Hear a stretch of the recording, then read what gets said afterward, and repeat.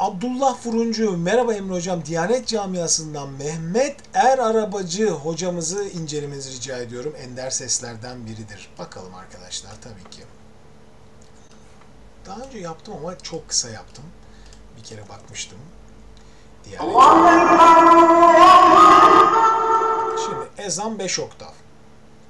Yani bunu yazan buraya doğru yazmıyor. 5 oktavlık ezan olmaz arkadaşlar. Yani.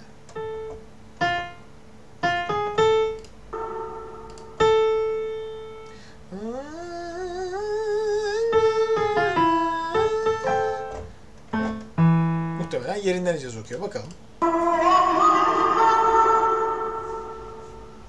Bir tenor renk Mehmet Arabacı Hoca.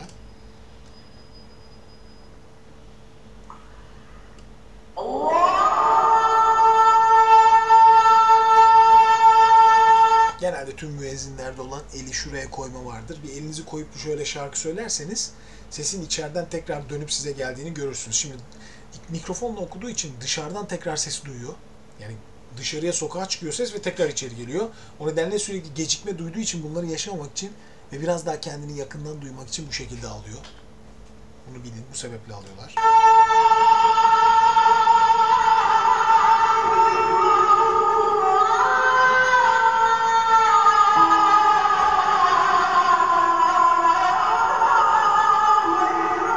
Özellikle gırtlağındaki o çarpmaları çok güzel hocamızın. Çok tiz bir renk. Ama bu yerinden icaz şu an. Yerinden. Mi üzeri icaz okuyor şu an. Şuradaki çarpmalar.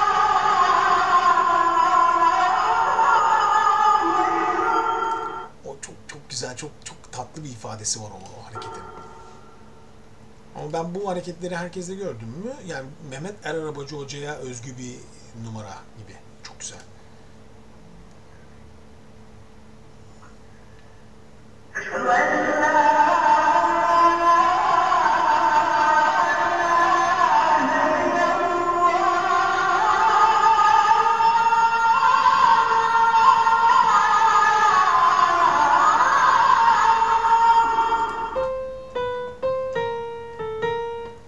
Şimdi Do'ya kadar geliyor tabii. Çok rahat bir şekilde tiz kullanıyor. Ezan için çok tiz bir ton arkadaşlar. Yani yerinden icaz okumak bayağı tiz. Ve çok tabii içinde melodilerde do'lar dolaşacak. Şimdi bakalım nerelere gideceğiz. Ne kadar kolay aldığını görüyorsunuz değil mi sesi? Sanki hiçbir zorlanma yokmuş gibi davranıyor. Yalnız çok ilginç. Ezana mi başladı fakat şu an fa'ya geldi. Yani baştaki tondan yarım ton yukarı çıktık. Bakın. Yoksa başladı mı fa? Bakayım bir. Başladı. Bir daha bakalım. Yani tam arada başlamış. Ne fa ne mi tam arada bir yerde. Daha sonra tizleşmeye başlıyor yavaş yavaş.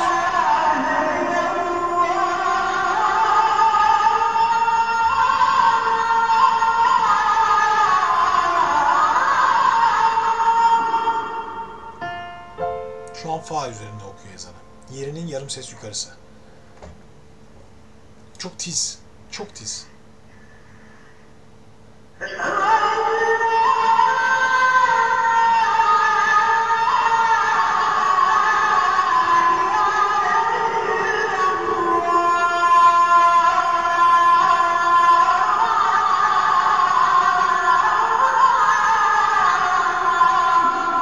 İstanbul stili ezan işte arkadaşlar. Tam o kadar klasik bir ezan ki hani klasik stilde okunan bir ezan ki hani böyle Sultanahmet Camii'nde oralarda böyle İstanbul'un pek çok yerinde duyabileceğiniz klasik tarzda bir ezan. Ben hangi hocaydı? Sultanahmet Camii'nde Durmuş hocaydı galiba. Bir bakayım. Şöyle bir saniye bakayım. Onun ezanı ona çok benziyor stil olarak. Burada olması lazım. Bakayım. Evet şimdi burada. Bakayım Allah Resul Uşak. Hocanın adını nasıl söyleyeyim yanlış. Durmuş Akbulut. Durmuş Akbulut hocayla ezan kaydetmiştim. Onun da böyle çok güzel, çok tatlı Hicaz ezan okumaları var. Mehmet Arabacı hocanın da çok benzer bir stili var.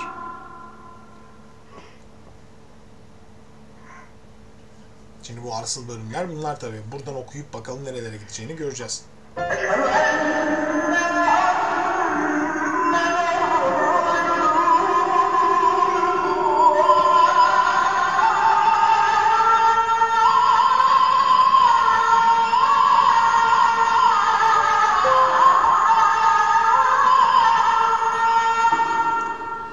Çok efor isteyen bir okuma arkadaşlar ama hiç kolay değil. Yani gerçekten çok büyük efor isteyen bir okuma. Hiç kolay değil. En ufak bir detonesi yok. Tekniği de son derece yerinde. Fakat zor. Yani bu kadar tiz ezan okumak. Böyle bir renginiz olacak. Tenor olacaksınız. Ve bu sesler öyle çıkacak. Biraz ileri alıyorum. Hayyâle selâ kısımlarına gelelim.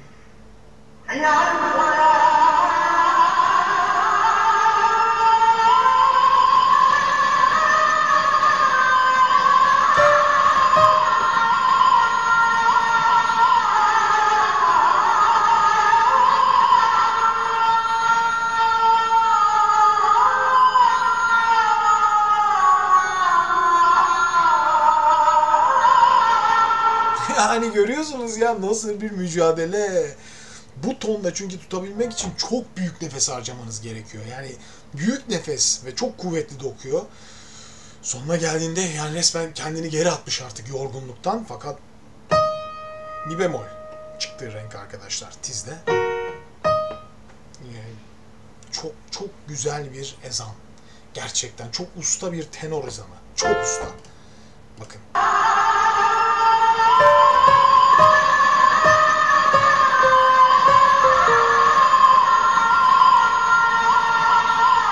İniyor.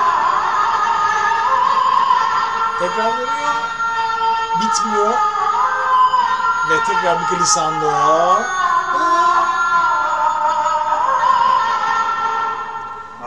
Yani o aradan sonra hani çıktı.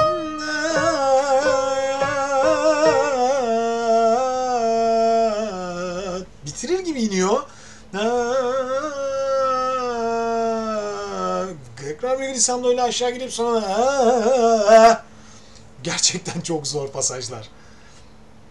Böyle ezan okumak hiç kolay değil.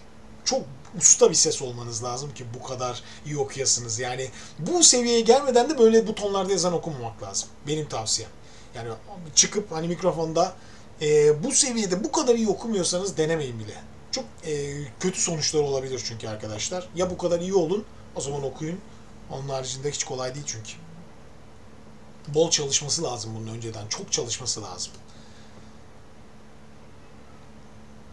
Baksanıza arada ne kadar uzun süre nefesini ve vücudunu, ses tellerini dinlendirerek tekrar geri dönüyor.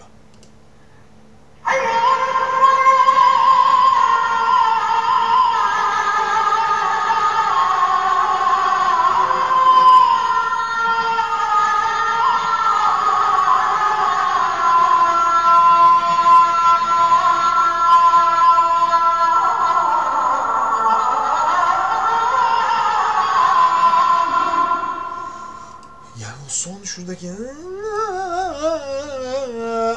ondaki inişteki böyle gırtlağında çok güzel türkü nameleri de duymuyor musunuz ya? Ya zaten ezanların içinde vardır. Yani mesela İstanbul bölgesinde okunan ezanlarla Erzurum'da okunan ezanlar arasında stil farkı vardır. Yani bu normaldir. Yani hatta hikayelerde şey de anlatılır. Nida Tüfekçi, Neriman Altındağ Tüfekçi işte Türkiye'de araştırmalara çıktıklarında bu TRT arşivi için bir şey dinliyorlar. Bir ezan duyuyorlar. Ezan sanki Maya gibi okunuyor. Maya gibi okumuş yani. Maya nedir? Uzun hava. O bölgedeki mayalar dediğimiz uzun hava tarzı gibi ezan okuduğunu duymuş ve çok şaşırmış. Ben İstanbul'da gene Nizamettin Sevil Hoca ile bir sela kaydetmiştim. Türkü gibiydi. Yani böyle tatlı uzun hava türküleri gibiydi. Bu yöresel okumalarda bazı zenginlikleridir bu işin. Yani çok klasik stillerin dışında mesela ben hocayı okurken bu çarpmalarını ve çok güzel türkü çarpmaları olarak kulağıma geliyor. Bu arada bu ezanı bitirmeden burada bir görüntülü hali de var. Ona da kısaca bir bakalım. Allahu Ekber, Allahu Ekber. Gene fa üzeri girdi. Demek hocanın okuma stili, okuduğu ton hep fa. Fa arkadaşlar ezanda okuyabileceğiniz en tiz notlardan biri değil, en tizi bence. Yani fa'nın üzerinde de artık okumak lezzeti bozabilir. Fa çok tiz bir not. Fa üzeri başlıyorsunuz. Bakın fa diyez, sol, la, si bemol. İlk notlar bunlar. Yani bunlar bir işte bas, bariton, ne bileyim orta tonların hepsi için felaket. Hatta tenor tonlarda bile çok kolay değil.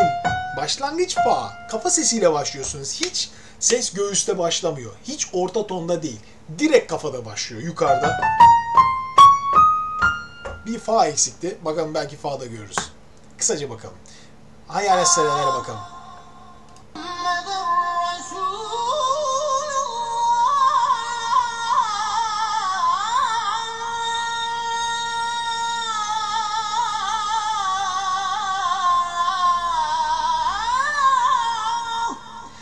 Tabii şimdi burada farklı daha zorlandığı bir görüntü olmuş.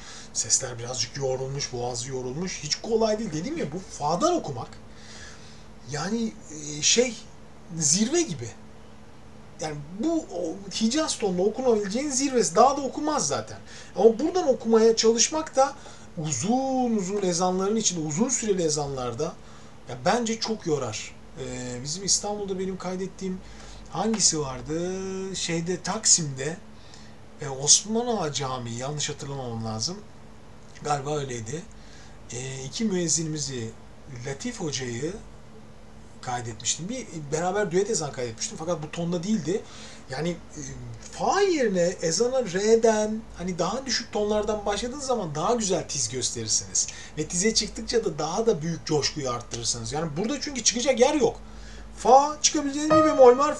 Bir de tizde fa 4 var. Yani büyük bir kaotik bir ton. Bence çok zor. Yani Mehmet Erarabacı Hoca bir diğer ezanı muhteşem okumuş ama bunda işte bir iyi olabilir. Bazen de kötü de olabilir. Bazen hiçbir şey istediğiniz gibi de gitmeyebilir. Sesiniz o gün iyidir. Geçen Humayun Şeceryan'la yaptığım röportajı izlemişsinizdir. Ses aralığını sordum. Hani dedim ki ses aralığınız tam olarak ne? Kendimi çok iyi ve sesime çok hakim olduğum zamanlarda mi bemolden mi bemole 3 full oktav dedi. 3 oktav. Şimdi kendini iyi hissetmezsem dedi peste fa'ya tizde maksimum re'ye çıkabiliyorum dedi. Maksimum do'ya çıkabiliyorum. Yani düşünün iyi hissettiğinde mi bemol çıkıyor. Mehmet Erarabacı Hoca'nın bir önceki kaydı muhtemelen çok iyi olduğu bir zamanmış. Bunda diğeri kadar iyi olmadığı belli. Sesler çünkü tam oturmamış. Kısacık dinlediğimden gördüğüm kadarıyla. Fakat bu önemli değil. Hoca usta bir hoca. Bu tonlarda okumaya cesaret etmek çok kolay değil. Dediğim gibi genel olarak aslında ortalama iyi olduğunuz tonları seçin. Neye başlarsanız bakın, başlayın. Ezana başlarken de, şarkı söylerken de. Rahat söyleyin. Rahat söyleyin. Zorlanarak söylemeyin diye tavsiye ediyorum. Hiçbir faydası yok. Zorlana bir şey yapmanın.